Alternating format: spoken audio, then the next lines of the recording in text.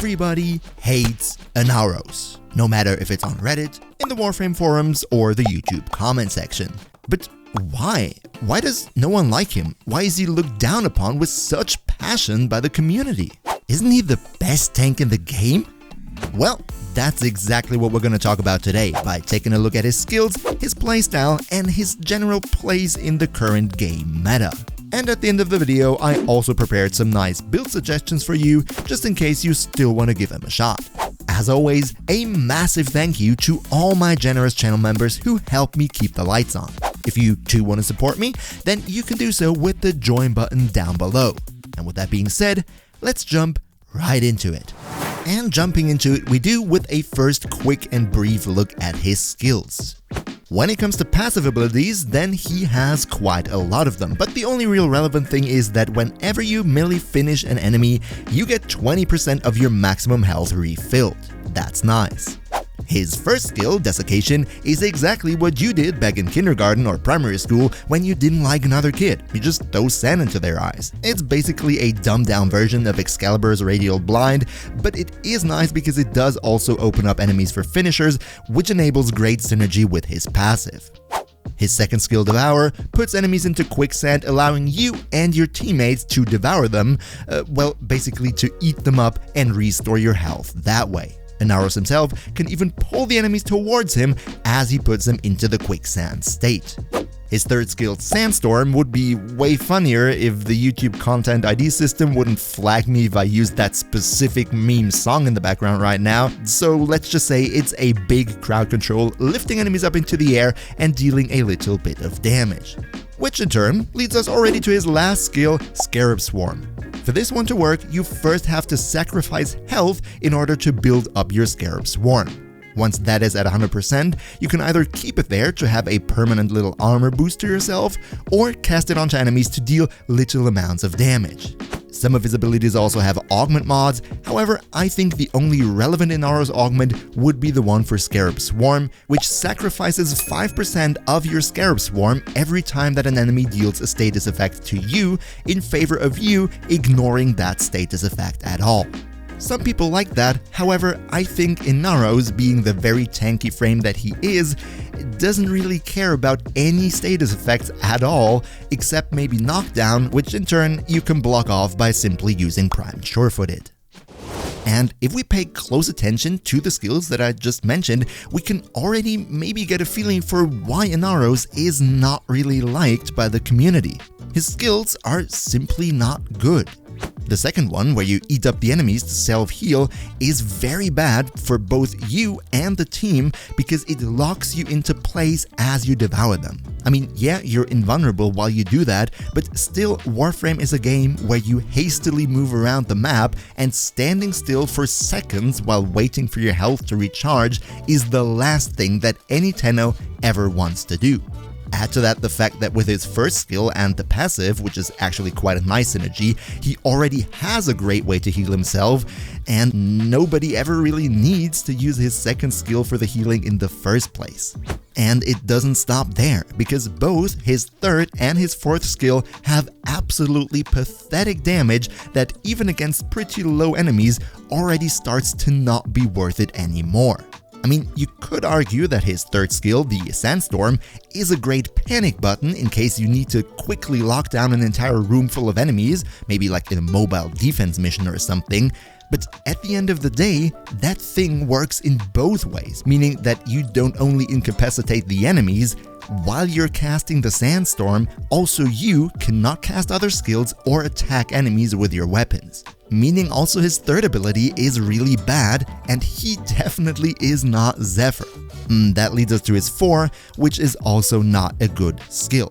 I mean, yes, it's nice that you get a little bit of free armor, but that's already basically it. Casting it at enemies to deal that little bit of extra damage is absolutely not worth it because of the pathetic nature of the damage, and as already mentioned, the augment for the mod becomes irrelevant as soon as you unlock Prime Surefooted. So all in all, only his first ability in combination with his passive self-healing is actually useful and quite decent, to be honest. The rest is either completely and objectively bad or gets outclassed by other frames who simply do the same job, just way better. This is why Inaros is very weak compared to other Warframes skill-wise, and because of this, many players also consider him very boring. Which, in turn, I hope this video right here is not. So if you could spare a like to help spread it to more people, I'd really appreciate that. Cheers for your support.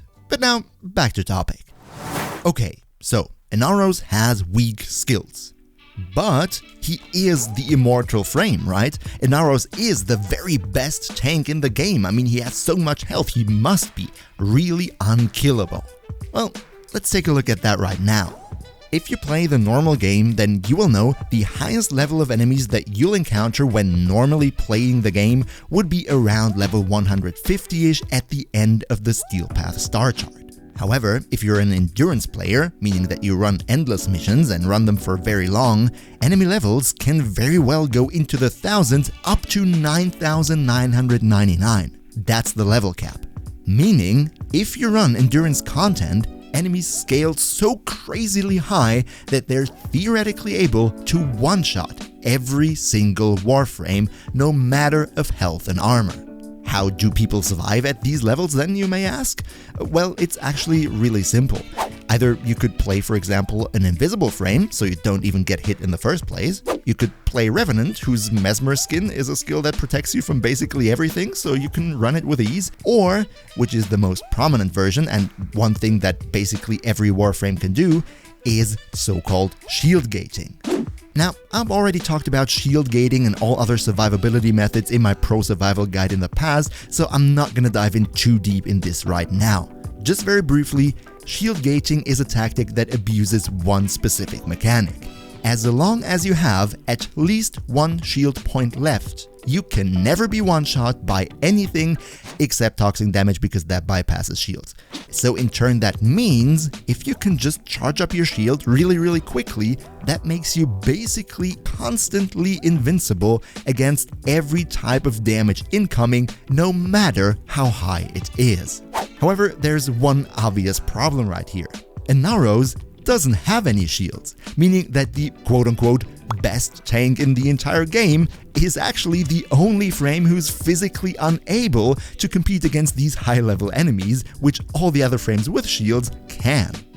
But okay, I don't want to put too much focus on these high-level endurance situations because, to be fair, 90% of all players will never play them and never see enemy levels in the thousands. So if you don't play these missions, Inaros should be a good tank, right? However, even in the normal level ranges, Inaros is far from being the best tank actually. Depending on how specifically you mod him, his final health will be somewhere around 10,000. If you then try to be as tanky as possible with mods, Arcane Guardian and your 4 always on constantly, you'll end up at 1,660 armor, which in other words means 85% damage reduction. Now, in addition to that, you'd of course also use adaptation. And with adaptation, it's always a bit difficult to quantify how much damage reduction it actually gives you, because it always depends on how many different damage types you're facing from the enemy side, but I would say it's fair to assume that adaptation gives you another 60 to 70-ish% damage reduction.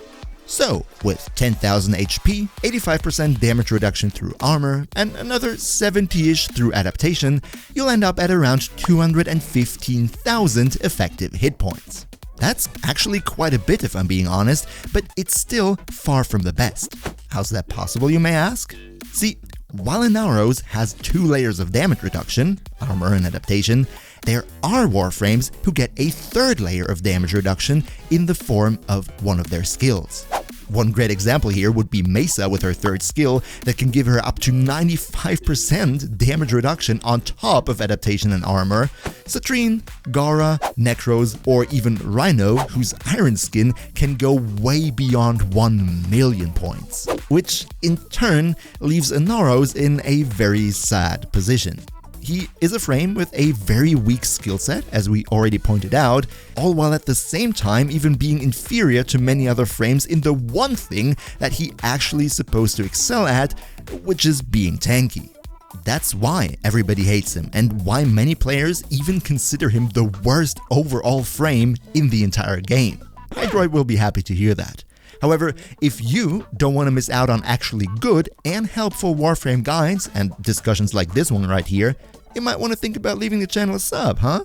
Welcome to the crew. But being fully real with you, what we just said, as true as it may be, still paints a very bleak picture. And believe it or not, there are actually situations in the game where Inaros can truly shine. And I don't want to neglect these either. For example, one thing that he has which many other frames don't is that he's simply convenient. You do not need any fancy mods or upgrades to make him work. Just throw on some health and armor and voila, there you go. You have a working tank for basically everything until level 100. And even if you have all the good mods and arcanes in the world, you can take them all, throw them onto Inaros, and you will still have mod slots open that you simply do not need for his skills because they are so bad. And this enables a very unique way to use him. While all the other frames require you to go for ability strength and duration, efficiency, everything, with Inaros, you do not need to use any of these mods. So you can use your free mod slots for something that you would never theoretically use on any other frame. You can effectively turn Inaros into a half stat stick to enable a very weapon-based playstyle. And of course you can play him in escort missions, because in escort missions, if you don't have shields to power the car, you power it with your health automatically, and you have a lot of that, meaning it makes it very, very simple. But with that being said, let's look at some builds that can actually get quite some nice performance out of him. The first build on today's list is the Pure Tank Experience, with a lot of health here on the side, and that is basically all this build can be tanky. In the aura, we have health, we have Umbral Vitality for more health with all the other Umbral mods, buffing that up even more, Prime Vigor, Gladiator Resolve, and Carnus Carpus for even more health. Now, for the damage reduction, we have Naturally Adaptation, and then some more armor through Arcane Guardian, which you will basically have up all the time, and Gladiator Aegis, which we could have at max rank if I actually bother to get another Umbral Intensify at level 0. Then in the Excellus mod, Prime Sure-Footed so we can't be knocked down, and the big one here of course, Arcane Grace. Now, Arcane Grace is arguably a very overrated and overpriced arcane, and you will not need it on almost any frame, with Inaros being the one golden exception. Because just like Arcane Guardian, you're gonna have that one up pretty much all the time, and what it does is heal a certain percentage of your maximum health per second. And with your maximum health being absolutely ludicrous, that is the reason why no enemy below level 200 can get even close to out-damaging the heal that you receive. The next two builds on our list, however, are a bit more interesting because they sacrifice some of the health and tanking potential for the ability to use Inaros as an effective stat stick to buff up either your melee or your ranged weapon. Let's take a look at that. First, the melee build. We go for Steel Charge for, of course, more melee damage, Prime Sure-Footed remains the same, but we drop Umbral Intensify and only go for Umbral Fiber and Vitality for the tankiness. Also Prime Vigor Adaptation, of course, with Gladiator Resolve too.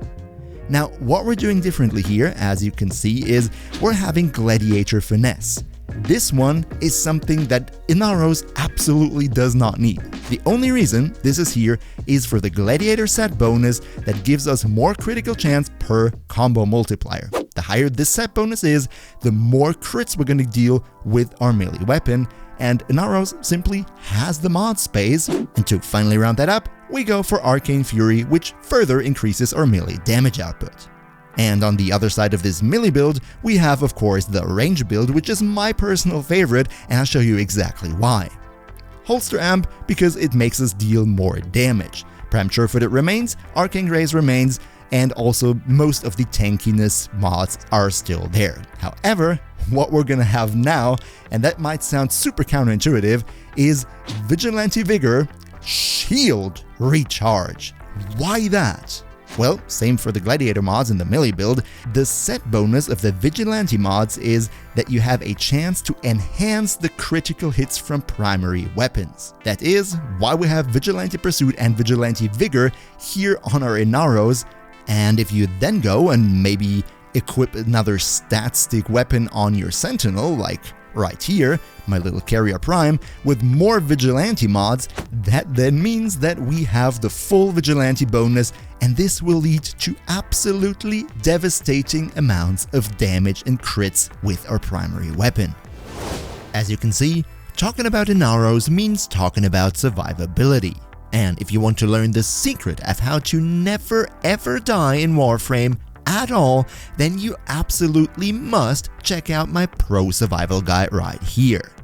Another big 10 love goes out to Akimbo Fate, Niels V, Geronimo, and all other generous channel members. I hope to see you in the next one, and until then, as always, good loot.